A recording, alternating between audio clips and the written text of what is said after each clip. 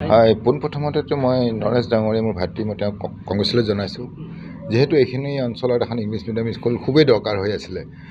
যিহেতু তেওঁ আজি যোনটো পদক্ষেপ লৈছে ইংলিছ মিডিয়ামখন, আশা কৰোঁ খুবেই আমাৰ ৰাইজে আঁকোৱালি ল'ব। যিখিনি মই ইয়াত আমাৰ চাহ চিনাকি মোৰ বন্ধু ভাতৃ আছে বা চাহ চিনাকি তেওঁলোকক ক'ম মই যে যাওক ইংলিছ মিডিয়ামত এডমিশ্যনটো লগাই লওক।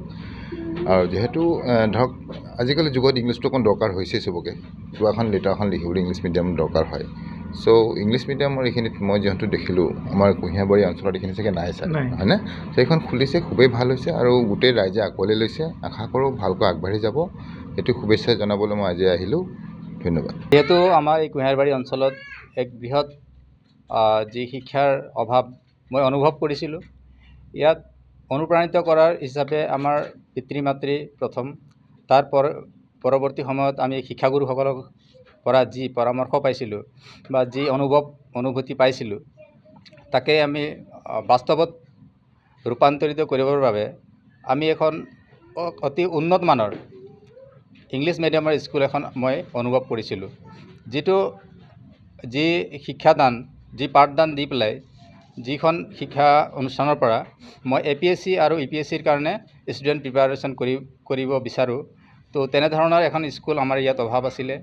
তো মই অশেষ প্ৰচেষ্টা কৰি আমাৰ শিক্ষাগুৰুসকলৰ পৰা অনুপ্ৰাণিত হৈ এই শিক্ষা অনুষ্ঠানটো ৰয়েল ইংলিছ স্কুল নাম দি পেলাই মই এই যি মোৰ নিজৰ গাঁৱতে প্ৰতিষ্ঠা কৰিব ওলাইছোঁ।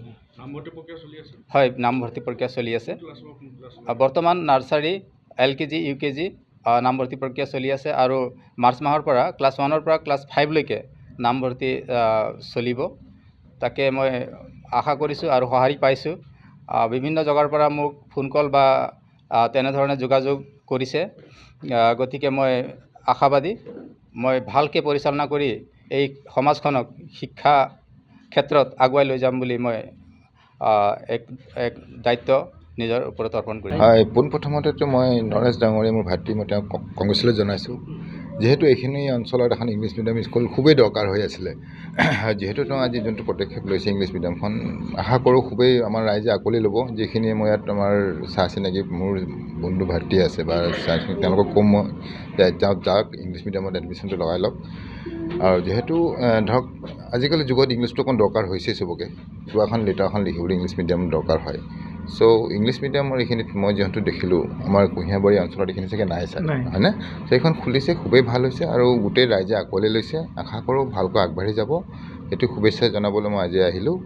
ধন্যবাদ। যিহেতু আমাৰ এই কুঁহিয়াৰবাৰী অঞ্চলত এক বৃহৎ যি শিক্ষাৰ অভাৱ মই অনুভৱ কৰিছিলোঁ, ইয়াত অনুপ্ৰাণিত কৰাৰ হিচাপে আমাৰ পিতৃ মাতৃ প্ৰথম, তাৰ পৰৱৰ্তী সময়ত আমি শিক্ষাগুৰুসকলক পৰা যি পৰামৰ্শ পাইছিলোঁ বা যি অনুভূতি পাইছিলোঁ, তাকে আমি বাস্তৱত ৰূপান্তৰিত কৰিবৰ বাবে আমি এখন অতি উন্নত মানৰ ইংলিছ মিডিয়ামৰ স্কুল এখন মই অনুভৱ কৰিছিলোঁ।